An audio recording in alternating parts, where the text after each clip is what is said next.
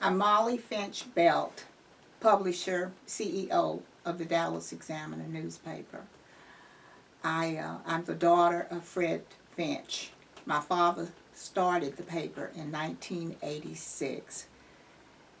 He wanted to publish a newspaper in Dallas that published basically hard news. At the time that he started the Dallas Examiner, the other black newspapers in the area published primarily social news, debutantes, parties, and things like that. He wanted to have a newspaper that addressed serious issues that are going on in Dallas and in the state and in the country. So he started the Dallas Examiner. Uh, the Dallas Examiner now is located in his office building where he practiced law. He was a lawyer by profession. And he worked with a journalist, Charles O'Neill, for about a year when they were planning the Examiner. And it was the first newspaper actually had 4-color. They were members of the Weekly Associated Press, and more importantly, they had African American trained journalists locally who wrote the news stories for the newspaper. Initially, he printed 65,000 copies of the paper, and he had done research, and at that time they were moving to direct delivery, and so he mailed 65,000 papers to zip codes in the city of Dallas that were predominantly had African American residents.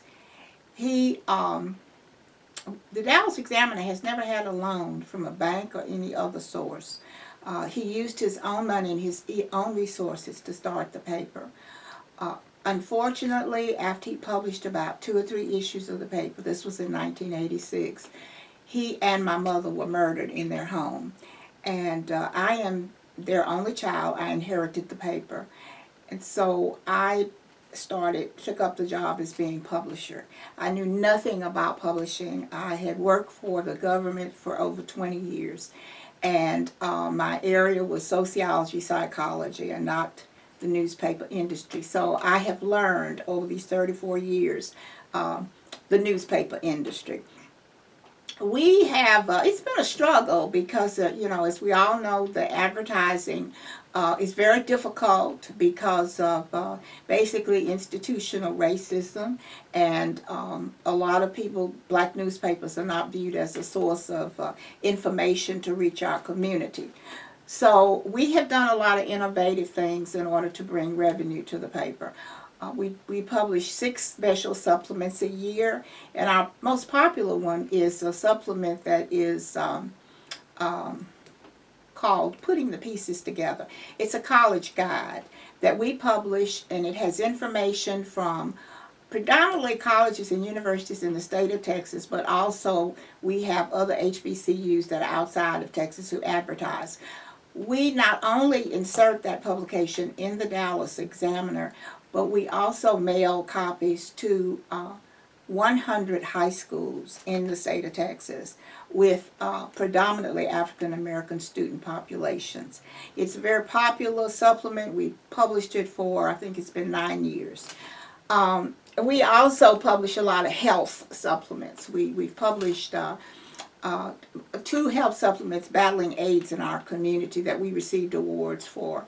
In addition to that, we publish, we have a back to school issue, we have a health issue we call Healthy Balance, and so we have done that to bring in additional advertising revenue to the newspaper for the operation.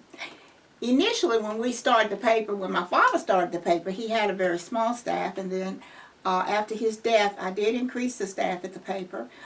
We had I guess about 6 or 7 people in the editorial department. We had production department. And unfortunately, and when the recession came and advertising stopped, we had to change how we did business. And so we don't have as large a staff. Currently, what we have is freelance reporters who report, and they electronically send their stories here. We have a copy editor, of course, who copy edits all of the work that goes in the Examiner. And we have a production department where we lay out the paper. Um, the Dallas Examiner makes a special effort to inform our community about issues that are really pertinent to the African American community. One of the issues that's my pet peeve is voting. And so we have on our website the voter roll call, and we've had it on there for about I guess 6 or 7 years. My husband, who is deceased now, but he had someone to develop a program to put on our website where you can go on the Dallas Examiner website, type in somebody's name only who lives in Dallas County. It will pull up their voting record. It'll show you whether or not they have a history of voting. Did they vote in the different elections? We use that to get people to use it to see, are your friends voting? Is your pastor voting? Are your neighbors voting? And if they don't have a habit of voting, talk to them about it, because so many times people think that no one knows that they're not voting. So we do a lot with voting. We also believe that we don't endorse candidates, but we believe in informing our readers about the candidates who are running for elected office. So we have what's known as Monday Night Politics. We have hosted Monday Night Politics for approximately, I guess, 11 years. We have it at the African American Museum at Fair Park, and we have an excellent reputation of attracting candidates on all parties to come and to talk, and that can be found on our website. We've started carrying videos of that now, of Monday Night Politics. As I previously said, the Dallas Examiner has never gotten along, and I guess we have really had a hard time in the last 5 years since my husband died, because I realized after he died that my husband was our loan. My husband was very supportive and used his funds from his law practice to help us with the paper. I'm sitting in the library. We moved to the Dallas Examiner. We moved our office from a high-rise building to the law office. I was unable to lease the office, so we moved the paper here. And this is kind of a historical office because it has my father's law degrees. He finished Harvard Law School in 1954. And it has all his Supreme Courts. It has my husband's diploma. This is the office. It was my father's office, and it was the office where he conceived the Dallas Examiner. He worked along with Charles O'Neill, and they talked about it, and they worked for approximately a year to decide how they were going to roll out this new newspaper in Dallas. And there have been many times that I have wondered, I wanted to quit, but I put this sign up that I had framed, and basically it says, "Don't quit," and I have it right above the computer this is where I work all the time, and I look at that sign, and it keeps me going.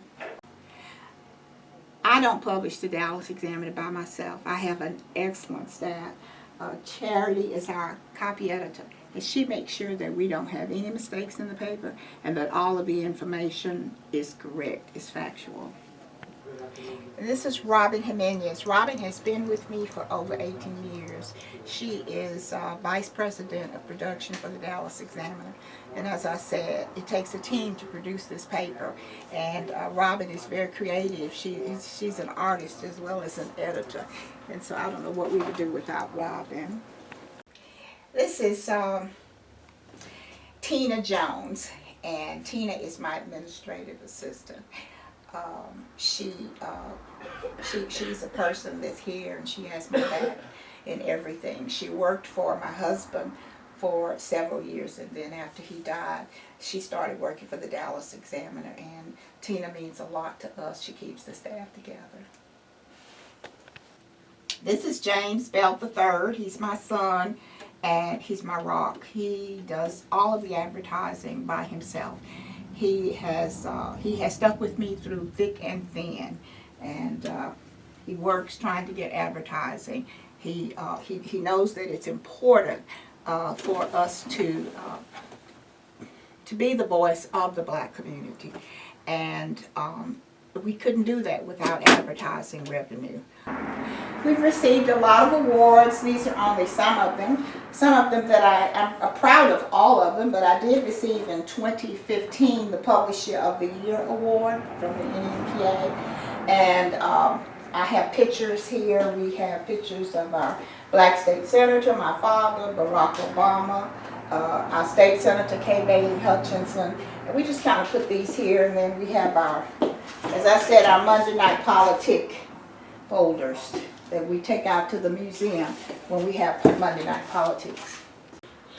This is the first issue of the Dallas Examiner newspaper.